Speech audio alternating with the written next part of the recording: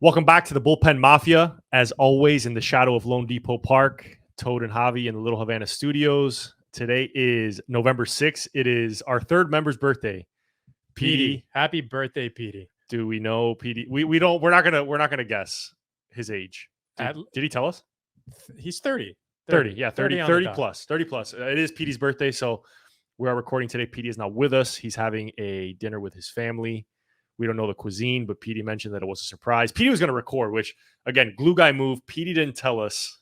Let's give the backstory because I think it's relevant now. We had planned this episode to record today, Wednesday, November 6th. Everything was set. We had a production meeting yesterday. Petey texted us and said, hey, by the way, guys, like my birthday's tomorrow. The guy's in the weeds, man. Yeah. He's taking Brady to baseball games, to hockey games. He's the coach. He's dad. He's got a job. He's got more ice time than Coach Montgomery of the Bruins.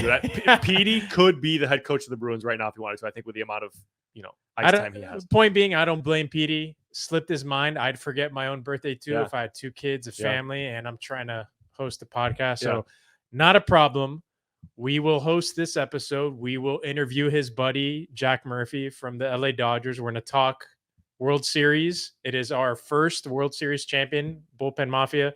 The Los Angeles Dodgers. Yeah. Kudos. He's going to be joining us here in a second. We tried this out a couple weeks ago with Dan Hines, a Mets super fan, where we just kind of, video bomb guests into the episodes and have their opinions live on the show.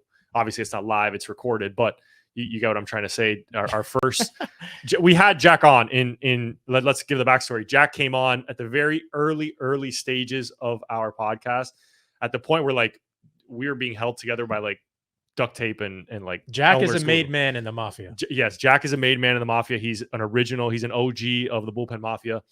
He's a pro scout for the LA Dodgers. So we figured we're doing an end of season podcast. We're trying to figure out the 2024 baseball season flew by. It flew by even quicker for us that we're doing these weekly podcasts. I think from day one, Toad, and we started this thing, and we're doing practice episodes here in the Canes Inside Studios. Don't get emotional yet, Javi. I'm not going to. We got a lot to talk about. We have a lot to talk about, but yes, the baseball season flew by. We had a tremendous World Series. The Dodgers winning in 5 games. Before I get any further, shout out to Wapadia Full Time. I'm missing their softball game today. We do sponsor the team, if you can see here, Bullpen Mafia on the side of the shirt. And if you're listening audio only, Javi is wearing a 90s Marlins inspired softball jersey. We'll call it a jersey. It's got Guaperia in the Marlins 90s font across the front in teal pinstripes with the Bullpen Mafia logo on the left sleeve. So shout out to those guys. Devin, put me on the roster. I'd sincerely appreciate it. Toad's been a taxi squad guy for a long time, dude. Toad hasn't gotten the call up. He's been bouncing up and down, literally being a minor leaguer. I'm going to have to get my own scouting report from Jack so we could send it in to Devin and say, honestly, look, this guy earns a spot. He plays hard. He hustles. He's coachable. What else do you want from What else do you want, dude? I'm probably better that I'm here today and not playing. I'm not seeing the ball right now. I haven't gotten a hit in a couple weeks, and playing a bad left field too, which is bad in softball. But again, we have so much to talk about.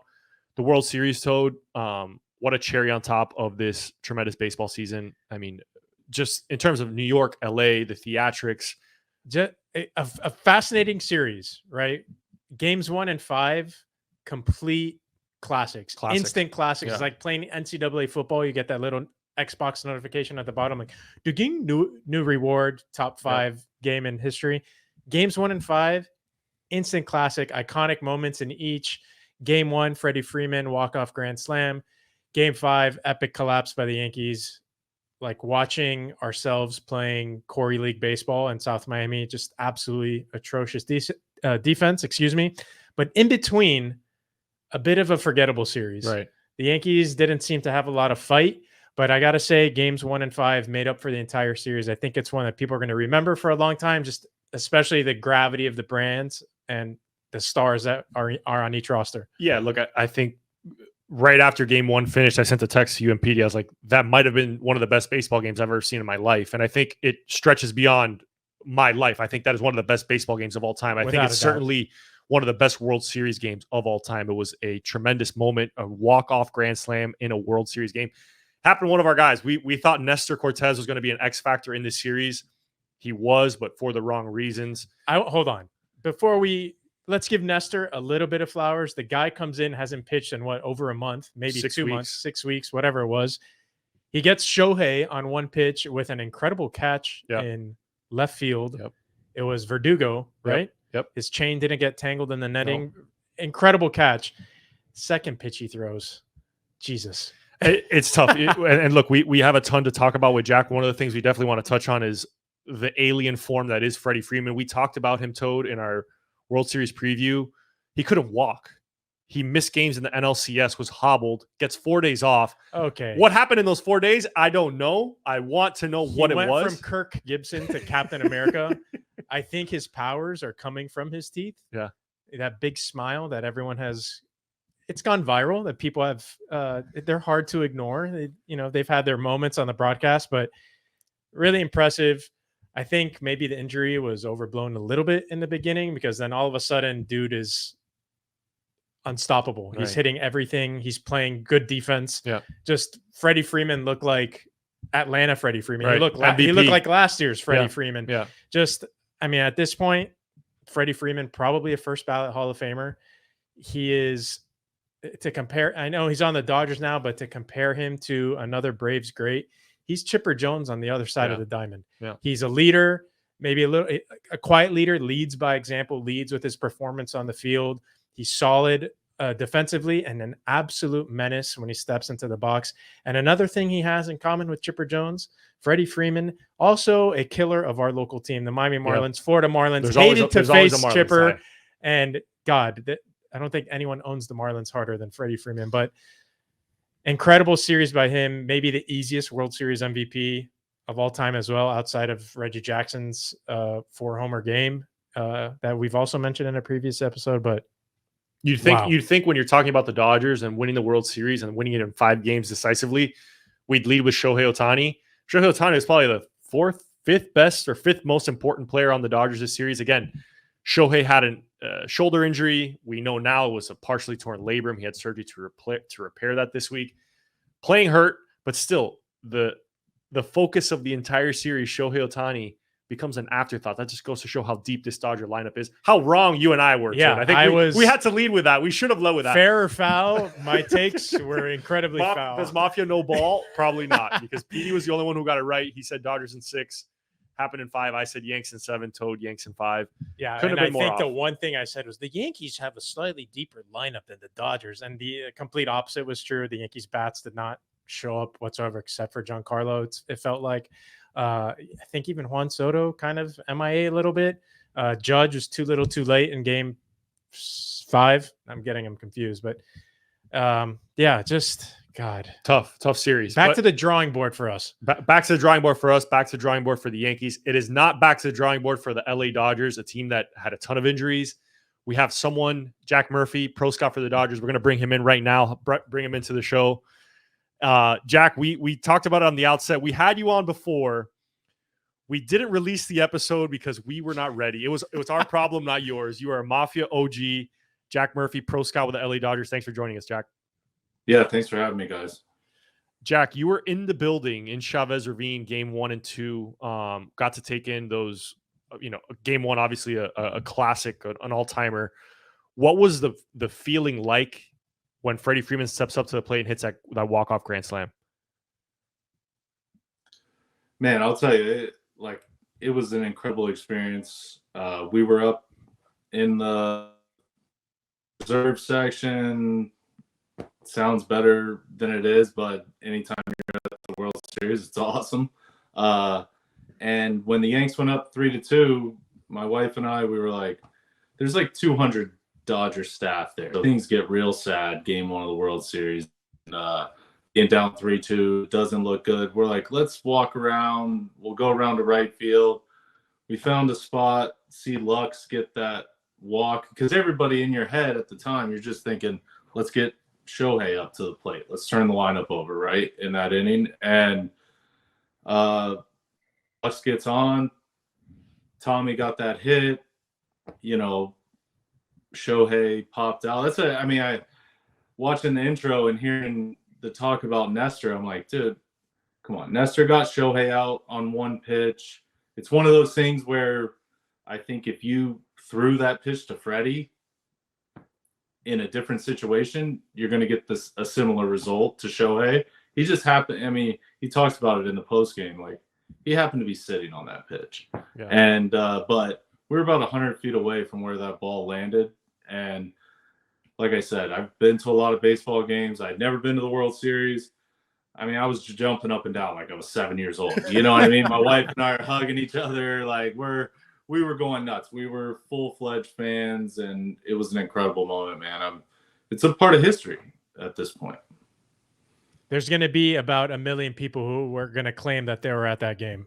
Without a doubt. Without a doubt. Without a doubt.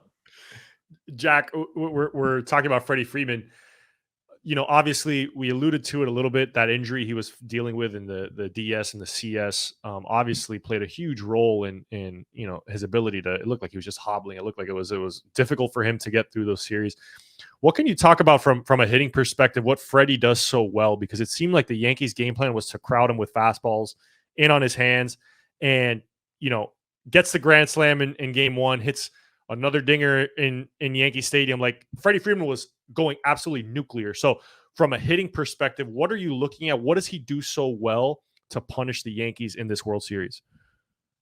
Well, I mean, like all cards on the table. I mean, Freddie he's a Hall of Famer. He's one of the most natural hitters of all time, right? Like, I mean, you guys have been around the game a long time. You can't teach what Freddie Freeman does. You know, he shows up to the field. It doesn't matter if he's hurt, if he plays, he posts every day. That's something that he takes pride in, something that was established in the Braves culture a long time ago about posting and getting to the field. So he knows how to play when he's in pain. And the other side of it is like you've got to go through Shohei, you got to go through Mookie, and then you got to get to Freddie, and you got to pitch to somebody. And Freddie is so smart. Like, yeah, sure, you go through scouting reports, you do advanced reports. I mean, we saw a ton of Yankees guys. They did their homework. They knew what they were doing. But Freddie is that good. I mean, that's really what it comes down to. He was looking. Those guys at that level, they're not only elite hitters, but they're elite game planners. And they know they're playing the game. They know what the other team's going to try to throw them. And it just comes down to controlling your emotions and executing at that stage. And Freddie, you know, he broke the record for consecutive World Series games to homer in, the last two when he won with the Braves, and obviously the first four of this past series. It's like, dude, I mean, we're talking about first ballot Hall of Famer type stuff, you know, like it's a moment with that. It's something, if what Freddie did happened in the video game, it's one of those things that you throw your contrler at your brother, like that's not possible. Right. You can't hit that many home runs. Yeah, you got Freddie Freeman doesn't do that in real life. Yeah, exactly. And then he does it, and you're not like by game 2 and 3, you're like he steps into the plate, and you're just expecting a double or a homer or some sort of big moment from him. Jack, I know you were listening to the intro. Javi and I'm sure you heard that we got Javi and I, and especially me, got our series predictions completely wrong. In my defense, though, I saw it on Twitter. I saw it and commented on Twitter before the series started, and I said, all right, at least Petey knows what he's talking about. Okay, Mafia don't know ball, dude. In my thirds of us are. In my defense, one of my big takeaways or previews for the series was that if the Yankees could control 7, 8, 9 in the Dodgers lineup, and you can face the top of the Dodgers order without anybody on base, you're not going to potentially be as hurt so much. And I mentioned in the episode that the Mets were tortured by that. They could not get Edman out. They struggled with Pajes. Whoever the Dodgers put in 7, 8, 9, it seemed like the Mets, and then of course the Yankees ran into issues with the bottom of the lineup, and that's what killed them. At least to me, at the end of the day. Can you talk a little bit about the Dodgers organizational ideology, or like what the plan is acquiring someone like Edman, Teoscar to fill out a lineup that's pick your poison, and just filling out that bottom half of the lineup that came up clutch in the playoffs? Yeah, I mean, I think to tackle that is like, you know, Tommy Edman hit anywhere from 8 to 7 to 4 hole. right? Like, I mean, this guy was the NLCS MVP. And, you know, Pajes, Lux, you know, Miggy Rowe, whoever was down there, these guys just they knew their role that day, and nobody's thinking, all right, let's just get it to the top of the lineup. They're like, I'm going to put together a quality plate appearance. And I think from a scouting perspective and from our front office guys and R&D, we place a huge value on getting pitches to hit in the strike zone, not expanding the strike zone, and getting it to the next guy, right? Like, and that shows up. I mean, in a lot of the games that we're talking about, the World Series, the NLCS, the postseason, it's like you look at some of the arms that struggle. These are guys that don't live in the strike zone, right? Like, I mean, Garrett Cole lives in the strike zone, but he lost for other reasons, right? Like, he not maybe self-inflicted from a fielding standpoint, but these guys are so well taught on, and it's a credit to player development. It's a credit to all the people behind the scenes and the players themselves of like, we're not going to expand the strike zone. Like, you have to come to us. You know, you'll watch a guy like Gavin Lux, and he'll swing at the first 3 pitches that he sees in a game, like, and put it in play. And then that 4th at bat, if they're not going to be in the strike zone, he's not expanding. And I think like, when you see that play out over 162 and then through a decent stretch of a postseason, it's hard not to place the utmost value on not expanding. And that's what those guys did. They stayed in the strike zone. They weren't chasing. Jack, being in the front office and being a scout, I think one of the cool things for you had to have been players and obviously Dave Roberts. I think Dave Roberts, right after the game, he goes on set with the Fox guys and he talks about the game plan that the organization put together.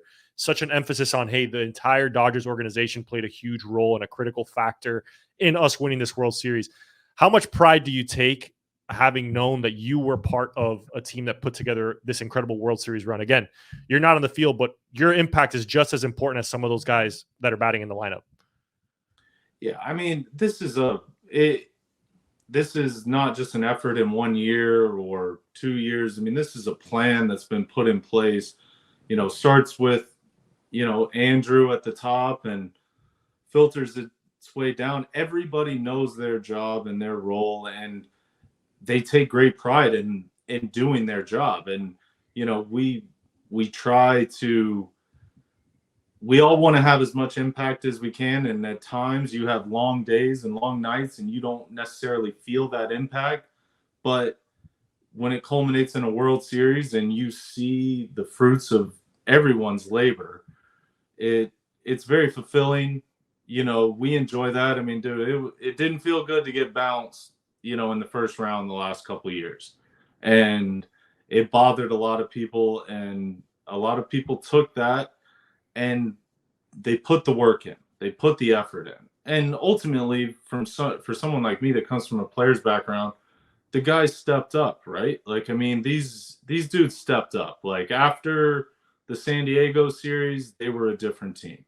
And you know, I just have had the time to kind of digest this whole run, because we have hopes every year, you know, like, if you're in a position like myself working for a team, you believe in your guys and you think like, this is the year. If you've got a good enough team to get to the postseason. And it's been so disappointing the last couple of years to see what those guys did after. Like, I saw the Padres. I was on the Braves, so I was advanced scouting the Braves the last month, because they look like the real deal. If you're going to go up against Fried, Ronaldo Lopez, and Chris Sale in a best-of-5 game series, boy, that's not what you want.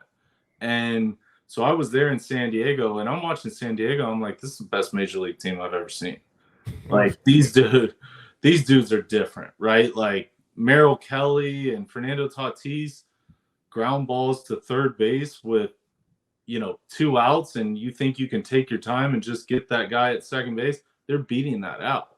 Like, these guys were a credit to their organization. I mean, I think that, you know, I really think that they seasoned us this year. Like, guys felt like, dude, this Padres team is for real. And I know I saw Rojas was on a podcast earlier today, and he talked about the same thing.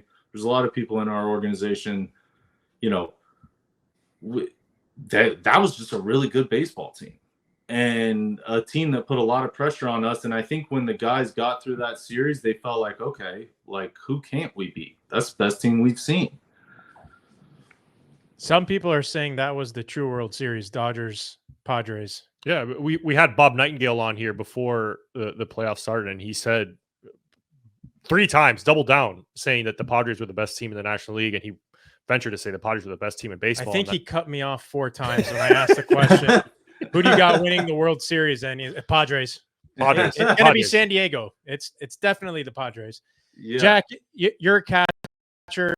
You have a lot of experience behind the plate. Will Smith handling the Dodgers pitching staff. It's no secret that the Dodgers were low on starting pitchers, and Dave Roberts had to push all the right buttons to get every ounce, every pitch out of Flaherty, the entire Dodgers bullpen. The bullpen put on a fantastic show. From a catcher's perspective, how impressive is it what Will Smith did, juggling all of the different pitchers, calling the games? It can't be easy in a regular season bullpen game, but the guy was doing it on a regular basis in the postseason and in the World Series on the biggest stage in baseball. Dude, Will's a unicorn, right? Like, I mean, this guy, he got his deal this year. Everybody was really ecstatic about that. He's a worker. He's a grinder. He's like, and dude, he's hard nosed, right? Like, I mean, he has something to prove every day. And I know that, you know, I see the stuff online. I see the, you know, the things that people say, and it hasn't been an easy road for him to get to this point, but I think he put a lot of ghosts to bed with the way that he handled the staff this postseason. I mean, you go 24 scoreless innings. Everybody talks about the pitching. It's like, dude, that he caught like 16 pitchers over 24 innings. You know how hard that, like, in the postseason, how hard that is to do and go scoreless. Like, that's doing everything right. And Will, I'm the #1 Will Smith fan because I've personally seen the work this kid puts in. I've personally seen the give a shit that he has. And, you know, I think now everyone has gotten a chance to see just how valuable. He's probably the most unsung hero of the Dodgers the last, you know, 6 years, 7 years. I mean, he's a 2-time world champion. Now thank God he got the picture, you know, because there's always that picture when you get the last out and the catcher jumps up, and Austin Barnes was that guy in 2020. And now Will Smith has got that with Walker. And, you know, those moments live forever, man. And it really, as a catcher, was like, I played with Will. I saw him come up through the minor leagues. I'm like, dude, he's the best. Like, it's no mistake. When I'm scouting, I always tell people the catcher on the team that wins the World Series, like, that's not a mistake. That guy has navigated a ton of shit to get to the point where his team has an opportunity to win the World Series. Like, dude, you're in Yankee Stadium and there's 40,000 people yelling at you and you got to call a breaking ball in the dirt with the winning run on third base. Bro, that's not easy to do. You know what's easy to do is put fastball away so you don't put yourself on the line, you know? Or pumping a fastball down the middle to Freddie Freeman with the bases loaded. We love Nestor. We love Nestor. That's true. Jack, we're going to get you out on this because I think you just touched on your experience as a catcher. What do you think when Walker Buehler walks out to the bullpen in Game 5 and he ultimately warms up and comes in? Was there any doubt in your mind that was going to be a scoreless inning? Because, I mean, Roberts talked about it with the guys on Fox after the game, and I thought his story was tremendous. Walker texted him and Andrew Friedman before the game basically said, I'm available. They kind of told him, hey, don't worry about it. He takes it on himself. He puts his jacket on, puts his spikes on, walks out to the bullpen, hadn't thrown a baseball the entire day. He comes out in the 9th inning, and it's absolutely lights out. What were your thoughts when Walker Buehler comes out of that bullpen door? Game over. Dude, game over. I know Walker. Walker is that guy. Like, he's the dude. I actually had this conversation with someone at the end of September when I was in Miami for the Braves series. And he had just come off a good start in Atlanta.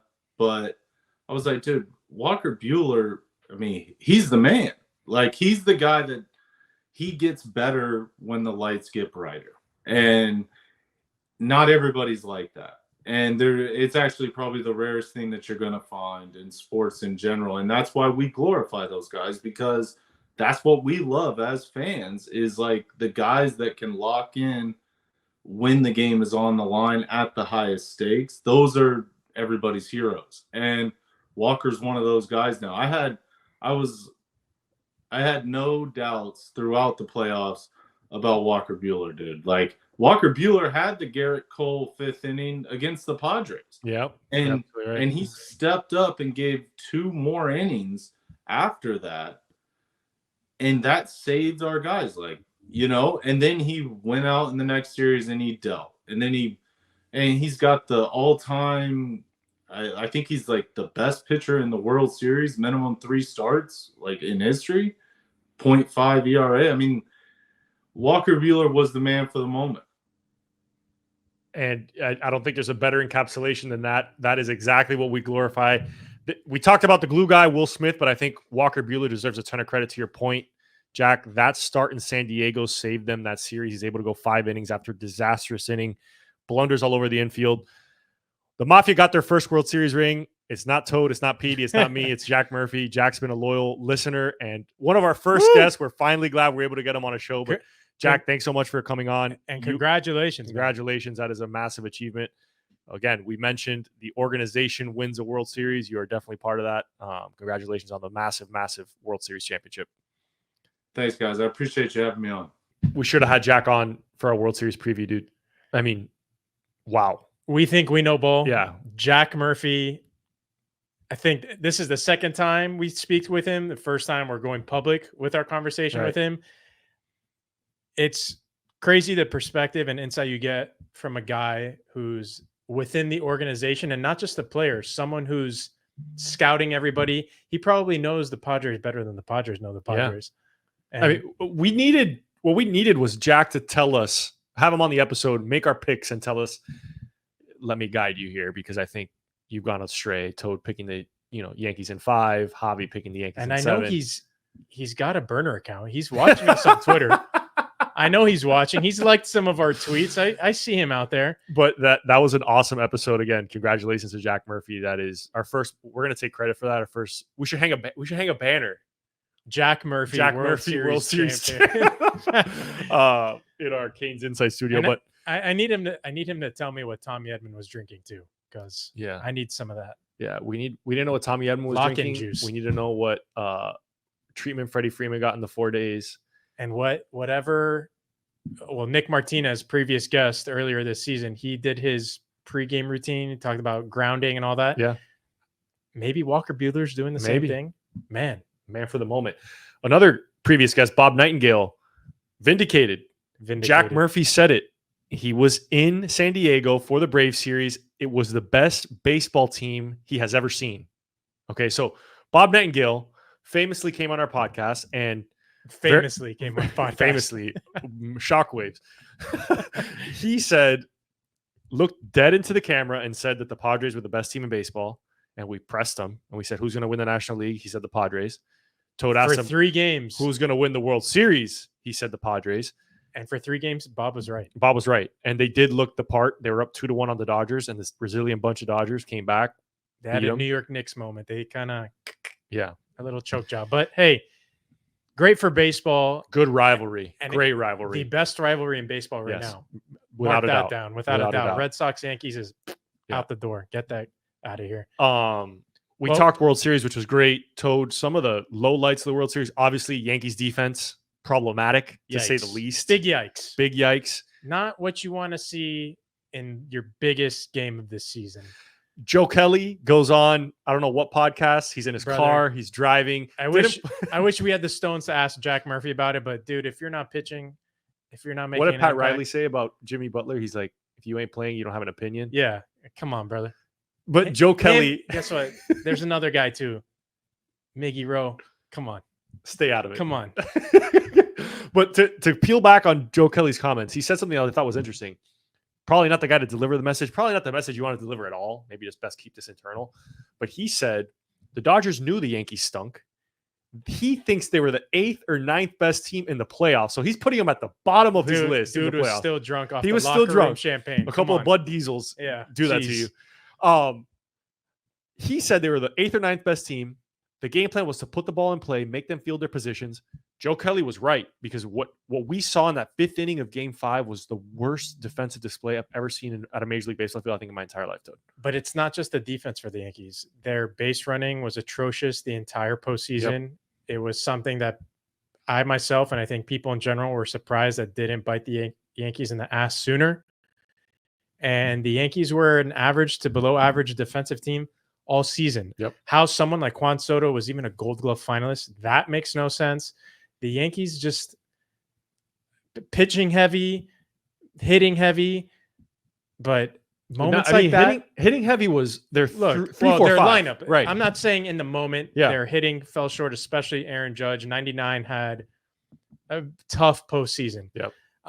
But outside of that, like I'm thinking as a core, as a team, not a lot of emphasis on defense or the fundamentals. Yeah. And in moments like that, you're leaning on your training, your fundamentals, your PFP and spring training. You know all about that. Brother, Garrett Cole not running his tail off to first base, totally embarrassing. Yep. And for him to give Rizzo a look of like, you had that, bro. You had that.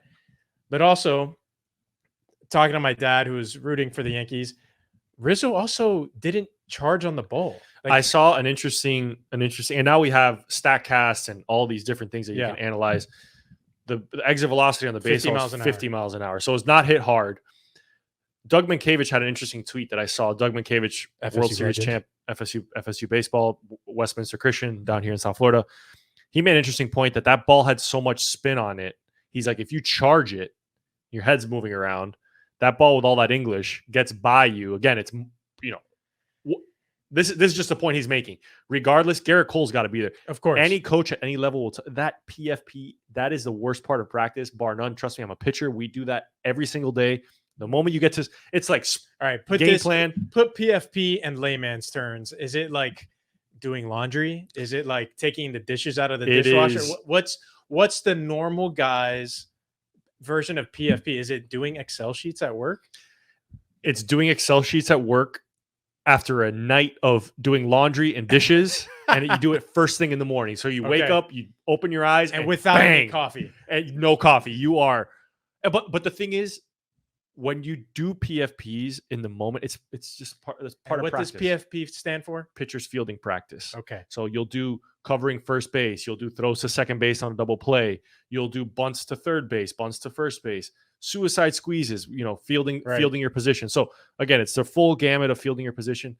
You never really realize these plays until someone messes it up, because what does everyone like to see? They like to see the bloopers. This is going to be on a highlight reel forever. Garrett Cole's going to be remembered by, hey, he didn't cover first. He covers first. They throw the ball over. It's 5-0 going into the bottom of the 5th inning. There's probably a couple baseball games last week. All 5 runs scored with 2 outs. Crazy. Absolutely crazy. Can we talk about another crazy part? How the heck does Fat Joe walk all over the pitcher's mound in his Timberlands before a game? I was appalled. Dude, we've heard of the Madden curse. We've heard of the Drake curse. Welcome to the Fat Joe curse. He bit the Yankees and he bit Kamala. Dude, Fat Joe performed, was it game 3? The first game in Yankee Stadium. I don't know what was going on. The game, they sang the national anthem. I thought the commercial break. I thought both teams were going to be on the field, ready to go. And it's Fat Joe. It's Fat Joe on the pitch. Dude, I was incensed because pitcher's mound is holy territory. Yeah, we've talked about this on the pod. is the pitcher's mound. Sacred. It is. Fat Joe in his Timberlands. Is Respect the first the game, person. Fat Joe. He's on the rubber. He's behind the rosin. I mean, Dude. he was mangling them out. 2003 called. They want Fat Joe back. Get that out of here. Get out of here. Curse of Fat Joe. Toad. Big news for the Yankees this last week. Aaron Boone is coming back. Cool. We had a weird thing with Garrett Cole where he had an opt-out in his contract. The Yankees could void the opt-out if they added 1 year and $37 million to the end of his contract. Turns out Garrett Cole says, oops, my bad. I didn't mean to do that. Yankees say, no harm, no foul. Pretend like it never happened. I admittedly read those tweets or X posts. Did not understand them whatsoever. It's like, okay, I guess Garrett Cole's a free agent. 24 hours later, I guess Garrett Cole's still on the Yankees. Again, Cashman Masterclass. That's what they're calling it, buddy. There's a lot of questions in New York. They don't. I personally don't know what it's going to look like next year. They have a lot of things they need to iron out. One being Juan Soto, but we will see what that looks like in New York. The evil empire is going through some changes. We are going to cut our World Series coverage right there. We're going to talk about something that I think is really important to us. Again, this whole season for us has been our sort of introduction to podcasting. We've really enjoyed it. And every episode we've had a nostalgia segment. Right.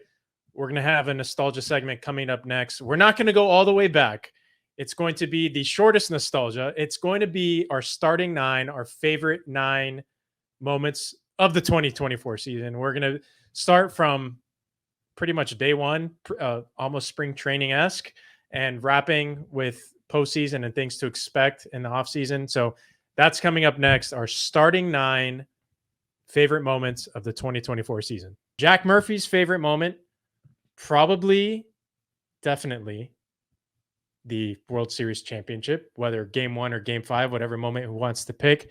But for us, Javi, are we going to start preseason? Are we going to start in the beginning of the year? Do you want to go first? Are you going to let me go first? We're going to start at 1. We're starting at 1. We're Number going 1 through 9. Number 1, our top 9 moments of in no particular order. We're just, no particular. These are just 9 moments. We tried with a little chronological order. Number 1, the Miami Marlins blowing up their roster before even reaching the trade deadline. A historical blow up in Little Havana. We're fortunate to have Craig Mish on once the blow up was complete. But this blow up was not like any other blow up. This was a blow up it was a slow burn, which started with a big bang, right? Luis Arias, the Marlins face of the Marlins franchise, batting champ, gets traded to the San Diego All-Star, gets traded to the San Diego Padres before May 15th. So before the Marlins had played 60 games, Peter Bendix went in front of all the cameras after he traded Luis Arias and said, we're not making the postseason, which we all knew. And it was a big elephant in the room, but he went out and said it publicly. Hey, man, traded our star. In campaign season, in election season, looking back, I, for one, can appreciate Peter Bendix's honesty. Yeah. Okay. At least we got to give credit where credit is due. Bendix said, F it, YOLO. We're burning this MFer down and we're starting from scratch. He did just that. And he did just that. We talk about the trade deadline moves. We were, again, extremely fortunate to have Craig Mish. Check out that episode. Not so much to just talk about trades, but just to talk about the gravity of Craig Mish, who's been around some blowups. He's covered the Marlins for over 20 years. He said this was the craziest deadline he's ever had as a beat reporter. Tremendous stuff. Our second storyline, this one we could talk about for hours. It is the Shohei Ohtani 2024 season. We begin with his historic contract. Again, the Los Angeles Dodgers, World Series champs, signed Shohei Ohtani to a 10-year, $700 million deal. At face value, everyone was going crazy. $700 million, a contract no one's ever seen before. But there was a catch. Yes. Shohei and his agents, the Dodgers, Wizards, again, we just mentioned how prepared and organized this organization is, how committed to winning they are. They deferred $680 million of that salary over the next 10 years. So for 10 years, Shohei's going to earn $2 million a year. 2034 comes around, Shohei's going to earn $68 million a year for the next 10 years. Genius deal. Sure. Maybe it's genius. Maybe it's cheating. Some say the Dodgers are playing chess when everyone is playing checkers. In my eyes, I think it's the sort of thing that MLB should outlaw immediately, because not every team has I'm sure every team has the capability to do it. Is everyone going to do it? Absolutely not. I think this is part of the argument. A lot of people, definitely not the players, and definitely not Scott Boras, want a salary cap in baseball to prevent these sorts of situations. To me, in my eyes, it seems ridiculous. Maybe it's only $2 million a year because that's Shohei's betting cap every fiscal year. I respect that. The guy's capping himself on what he can spend, but this is really possible because of Shohei's global reach, right? His sponsorships and everything in Japan that he's paid for and experiences and is the face of globally gives him the ability to defer his contract. But that's not the end of Shohei. No, that would be a massive story in and of itself. Yes, that's scratching the surface. That is just the tip of the iceberg. Day one of the baseball season, the Seoul series, Dodgers and Padres in Seoul, South Korea. News breaks, and it breaks in so many different ways. The first version of the story we hear was that Ippei Muzahara, and I apologize if I pronounce that wrong, had admitted that he had a gambling issue. He was embezzling money. He had a long form interview with ESPN, basically saying that Shohei knew and Shohei helped pay his gambling debts. 24 hours later, that story goes kaput, non-existent. Shohei did not know about Ippei's gambling debts. And these are not just any gambling debts. These were massive. The FBI was involved. There was a large bookie in Southern California that had been arrested. He had been investigated. And now he was found dead. Was he found dead? No, I'm just kidding. I mean, with this story, who knows? It takes a life of its own. But long story short, Ippei's story changes. It changes again. Not only did Shohei not know, Ippei had stolen $16 million.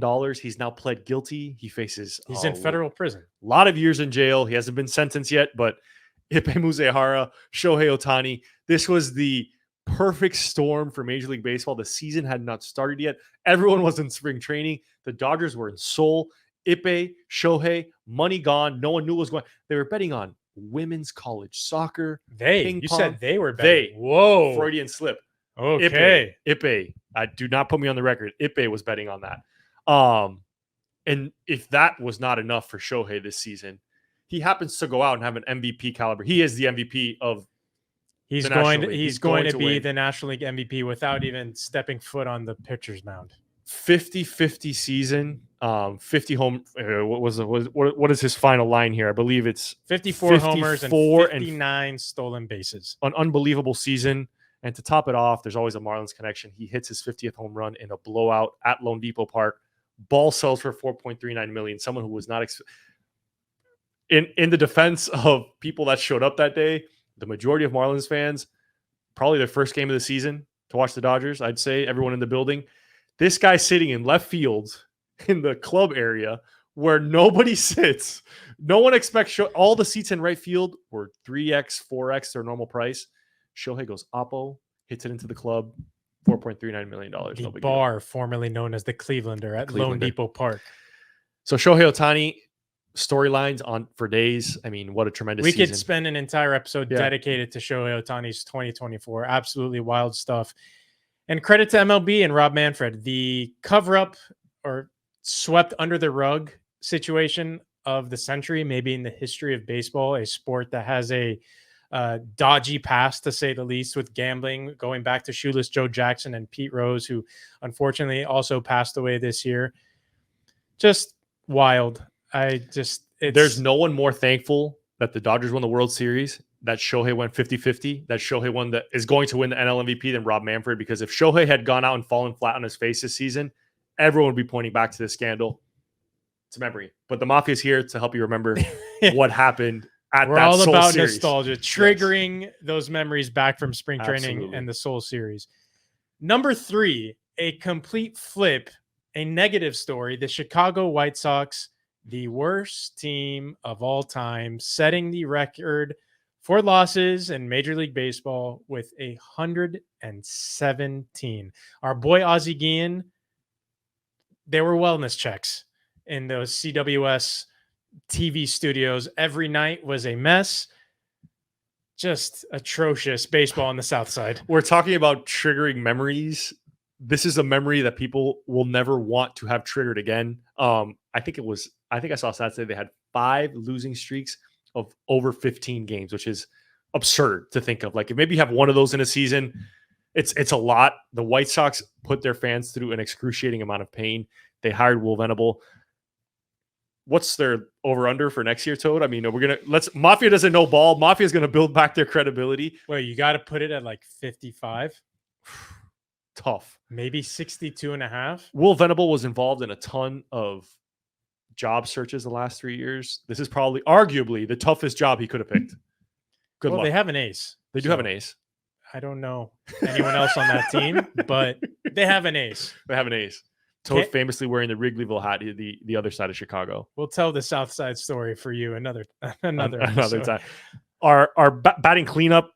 This story again was one of the larger stories of the Major League season. Paul Skeens comes up, gets called up early May, goes right on his way to have a dominant season.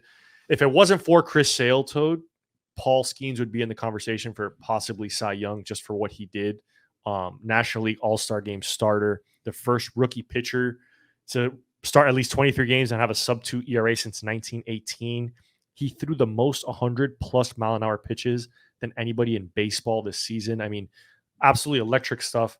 He's dating Livy Dunn, which some might say you're missing the biggest piece of the puzzle. People might say that that's really what he's, known put himself on the map, known for. But, Paul Skeens going to be a force to be reckoned with here in the future. He's just scratching the surface. And again, it's one of these stars that Major League Baseball really needs to sort of anchor on and push, because I think having him start the All-Star game was a tremendous accomplishment, but it was also a resounding endorsement for Major League Baseball. Like, we need these stars to shine on the biggest stage, and he's our biggest star right now. But now the Pittsburgh Pirates ownership team need to inject more energy, more talent, invest in some top-line free agents, because that's a great baseball market. PNC is without a doubt top 2 stadiums in Major League Baseball, and for a lot of people, it ain't number 2. It ain't number 2. And that place, when it's loud, when it's rocking, when the black and gold show up on the Allegheny, man, I know Pittsburgh randomly, but Toad knows ball. Toad knows Pittsburgh. That's what I'm saying. That place, Pittsburgh Pirates fans deserve a winner, and Paul Skeens is the catalyst that's going to turn around Pirates baseball. Look out in 2025. You heard it here first. Toad talked about stadiums that are number 1 or number 2 in people's hearts. Number 2 in my heart. Number 2 in our segment that Toad and I had very early on in the season, our MLB Stadium segment, Tropicana Field, RIP to the roof of Tropicana. This is a sad story because this, the Gulf Coast of Florida had 2 devastating storms in less than a month. Hurricane Milton rips the roof off of Tropicana Park. Again, one of those things that the pictures did not really show, didn't do it justice. It looked like a scene out of a horror movie. It was apocalyptic, right? Without a doubt. It's something you don't expect to see in modern times, right? It reminded me of something out of the Chernobyl show on HBO, like just insane scenes. The guy who snuck into Tropicana and gave us the perspective from inside the field, and it's just something you're not used to. It was jarring because you're so used to seeing that stadium with the roof on and seeing sunlight sneak through and pour its way onto the field through the cracks and the gaping holes in the tarp. Just, it's really sad. And Tampa Bay was reeling for a little bit. Now they're questioning, and hopefully we'll be finding out soon where the Rays are going to be playing in 2025, and their new stadium, which has been approved and is in the works and has been finalized, cannot come soon enough. No, and that's a baseball market that's been much maligned. Tropicana Field isn't necessarily in the who's who of ballparks in America, but it was, again, to your point, a post-apocalyptic scene. Really tough to see. And again, Hurricane Milton ripped apart with the Gulf Coast. Tampa Bay Rays, we have no idea where they're going to be playing next year. Hopefully that answer comes sooner rather than later. Number 6. If not for Shohei, if not for the Yankees, if not for Freddie Freeman, my team, my adopted team, they're going to be just number 6 in hold their entire season. The New York Mets, a wild season from top to bottom. They had viral moments from June and July all the way through October in fall baseball. The first of which was Jorge Lopez throwing his gloves, saying, "I'm pitching on the worst team in baseball," to evolving to the grimace streak and turning around their season to, "Oh my God, Candelita," the viral Jose Iglesias song that ended up having a remix with Miami's own Pitbull, to Lindor turning it around when he was put in the number 1 spot in the batting lineup, to Steve Cohen saying, "I got you, New York," eating a lot of money, doing whatever it takes for the Mets to be contenders, and rewarding him with an NLCS berth. And you can make the argument taking the Dodgers to the brink. Just a wild season for the Mets. I think we're running out of adjectives to describe some of these things on our list, but never seen a team that no one expected to make the playoffs catch fire like that. It's something that was completely unexpected. It was so fun to see, because I think so much of what we talk about on this show is the behind the scenes stuff of how teams come together and the importance of glue guys and importance of different guys in a locker room. Who would have ever thought that a stupid McDonald's character, Grimace, Grimace, Come whatever on, whatever he is, I did not, the Grimace shake, we talked about it with Petey on a prior episode. That's a great moment in our podcast. But Grimace, oh my God, all these moments that the team just came together, they seem to never give up. And it seemed like they were just having fun and they enjoyed their company. One thing you mentioned, Steve Cohen, we talked to our guy Dan Hines today, and Dan Hines made a very interesting comment. I said that if George Steinbrenner, old man Steinbrenner, was still around, Juan Soto would have been signed to a massive contract already. There's already rumors swirling. Steve Cohen, more money than God, hedge fund owner. He's going to come in. He's going to give a massive number to Juan Soto. Dan Hines said, if George Steinbrenner were alive, he would have fought it out to the death with Steve Cohen. This would have been a massive New York versus New York. There's a changing of the guard here. Steve Cohen, like to your point, Toad, he spent the money. He wants his team to be a winner. Not only does he spend money, Javi, he eats it. He's eating Scherzer's contract. Yeah. He's eating Verlander's contract. And attention's on Soto. How about the polar bear? Yeah. What are they going to do at first base? I think they got to pay him. I think Pete Alonso earned his keep. Yeah, they have to. They have to. Imagine Soto and Alonso in the same lineup. Lindor, Woof. Mark Vientos. Watch out. There's the Mets are coming. The right ingredients in New York. The blue wave. Blue wave. Sorry, Dan. Number 7, the resurgence of baseball in the Midwest. The Cleveland Guardians, the Kansas City Royals, the Detroit Tigers, America's sweetheart, the comeback kids came out of nowhere to make the postseason. Their story rivaled the Mets. But man, the AL Central, best division in baseball. Yeah. And also the worst, home of the White Sox. Yeah. But man, unexpected again. The 3 teams that don't like to spend a lot of money making the postseason, making runs. Cleveland made it to the ALCS against the Yankees. They practically got swept, but all 3 teams made the postseason. Absolutely zero people saw that coming. Not even our guy, Bob Nightingale. No, it was a really fun run, I think. And the 3 teams kind of built in the same identity of each other. To your point, they're not going to spend on the big free agents. They really hone in on their farm systems. We saw what, some star power. Bobby Witt came into his own, Gold Glove winner announced this week. Obviously the Guardians with Jose Ramirez and their pitching staff suffered a ton of injuries. The Detroit run, Toad, was something that was unbelievable. We talked about it on our Wrigley pod, where we were coming back on the plane from Chicago and Wrigley Field. It was the Little League World Series game. They were 8.5 games out. They had no idea. We had no idea that they were about to go on this, absolutely torrid run into the postseason. A ton of fun to watch. It also helps that they have the Cy Young winner in Tarek Skubal, which is. But it shows if you combine an experienced manager who knows how to win, AJ Hinch, young talent, giving them an opportunity. They were hungry. Their naivety almost was not almost. It was definitely an advantage for them. There was no nervousness. Yeah, because when you got nothing to lose, you're going to play loose. Right. You mix those things together, and then, as you mentioned, Tarek Skubal being really their only starting pitcher in the postseason, which is another conversation, that anything can happen. That if you give your young guys a chance. You know, you shake it up and you enter the postseason. Baseball in the Midwest, absolutely back. Number 8, this is going to be a fascinating offseason for many different reasons. Number 1 being the premier free agent, Juan Soto. Where is he going to land? He came out right after the World Series ended. Immediately after the game in the locker room. He got his talking points. He had the prompter up, prepared statement. All 30 teams are in play. Probably not the guys at Lone Depot. I mean, maybe, but I'm going to assume they're not.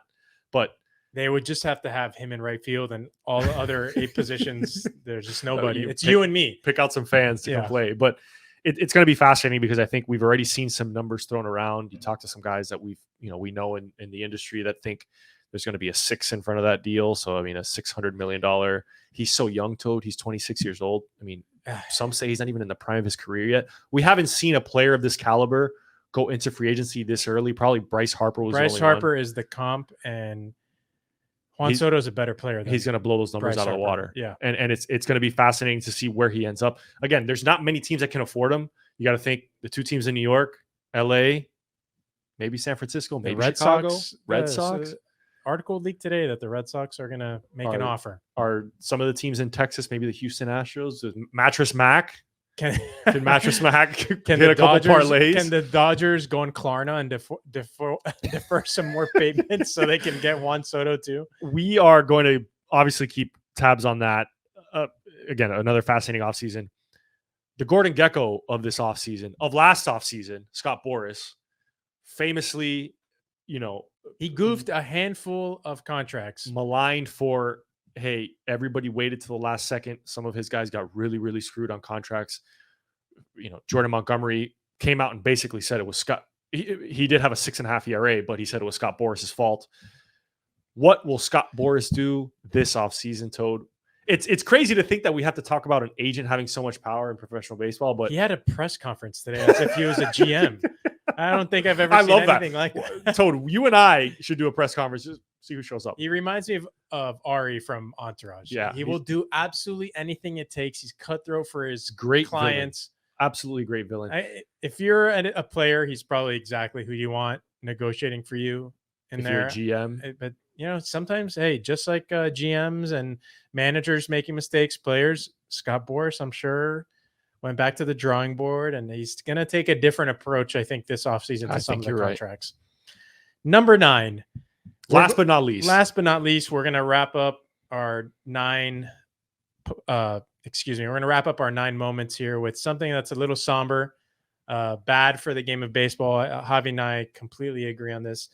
The death of the Oakland Athletics. The Oakland Coliseum experienced its final baseball game. Luckily, the Athletics got a win in their last game.